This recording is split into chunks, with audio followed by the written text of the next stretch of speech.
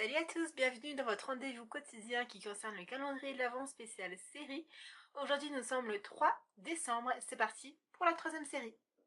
La case numéro 3 du calendrier de l'Avent c'était la case argent et l'indice c'était un hiver Girl Power. Pourquoi Girl Power? Parce que c'était important que vous compreniez qu'il s'agissait vraiment d'une team féminine au niveau des protagonistes. Et en plus de ça, avec le mot argent, vous étiez censé deviner la série Good Girls. Alors Good Girls, c'est une série comédie dramatique créée par Jenna Bans. La saison comporte 10 épisodes et en est sur un format de 42-45 minutes à peu près. La série a tout d'abord démarré sur la chaîne NBC le 26 février 2018, donc aux States, et elle a débarqué sur Netflix par la suite le 3 juillet 2018. Alors Good Girl, ça parle de 3 mères de famille qui vivent dans une banlieue américaine et qui rencontrent en fait des difficultés financières. Et leur vient l'idée d'aller braquer le supermarché du coin. Donc ce braquage va attirer l'œil d'un certain gang avec lequel elles vont devoir par la suite collaborer. Alors au niveau du casting, on retrouve Christina Hendricks qu'on a précédemment vu dans Mad Men ou encore dans le film Drive. Et pour tout vous dire, c'est elle qui porte le show.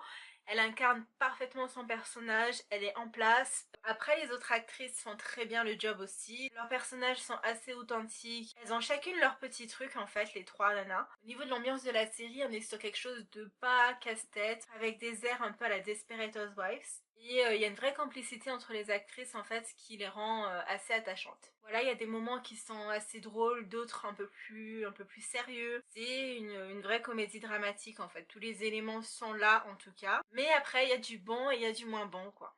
Donc on va commencer par les points positifs de la série. Donc, les points positifs de la série, c'est une série qui se regarde, elle est plus ou moins divertissante. La complicité des acteurs en fait pour beaucoup. Voilà, il n'y a pas d'erreur de casting, comme je vous ai dit, à part vraiment, c'est subjectif. Moi je trouve que le chef de gang, honnêtement, il fait trop gentillet sur le papier et aussi au niveau physique. Ils ont pris un mec tatoué, donc ils ont vraiment joué le cliché jusqu'au bout. Et pour le coup, moi je le trouve pas assez bad boy. Ensuite, les points négatifs, je trouve que le scénario s'essouffle vraiment en milieu de saison. Il y a des épisodes pour moi qui sont inintéressants, il y a des situations qui sont trop grotesques et pas assez crédibles.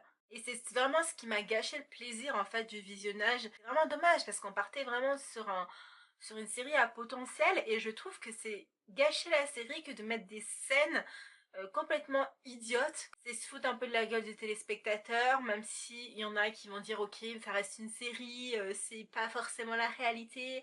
Je trouve que quand même, il faut pas pousser le bouchon. Je veux bien accepter certaines situations, mais il y en a d'autres où là, ils se foutent de la gueule du monde. Alors du coup, mon avis sur la série, je suis assez mitigée, comme vous pouvez le voir. Elle est renouvelée pour une saison 2, donc si tant est que je la regarde, j'espère vraiment qu'elle va s'améliorer et qu'on va avoir des vraies situations en fait où on a le cœur qui bat à 10 000 à l'heure, où voilà on stresse pour les persos, etc. Parce que pour le coup là c'est pas du tout le cas. Voilà, globalement je trouve ça trop léger, pas assez audacieux. Alors est-ce que je recommande cette série?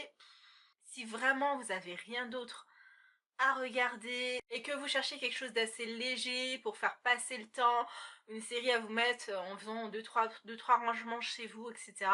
C'est la série parfaite qu'il vous faut parce que ça demande pas forcément énormément de réflexion. Moi au départ je la regardais quand je faisais mon ménage et mon rangement et la fin de la saison j'essayais de vraiment me concentrer pour voir si c'était vraiment aussi creux que ce que je pensais et je n'ai pas été plus surprise que ça malheureusement même en étant concentrée.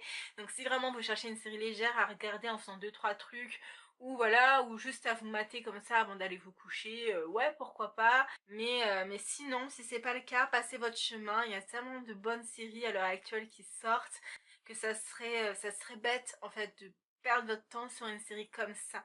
Je suis désolée hein, pour les gros fans, mais moi je trouve réellement que j'ai perdu mon temps. Mais après, ça ne reste que mon avis, c'est subjectif, tentez le coup, hein, tentez pour voir, et si ça vous plaît, tant mieux. Donc voilà, c'est tout pour aujourd'hui les amis, on se retrouve donc du coup demain le 4 décembre pour la 4e série. En attendant, je vous souhaite une bonne soirée, une bonne série, à demain, bye. Perfect.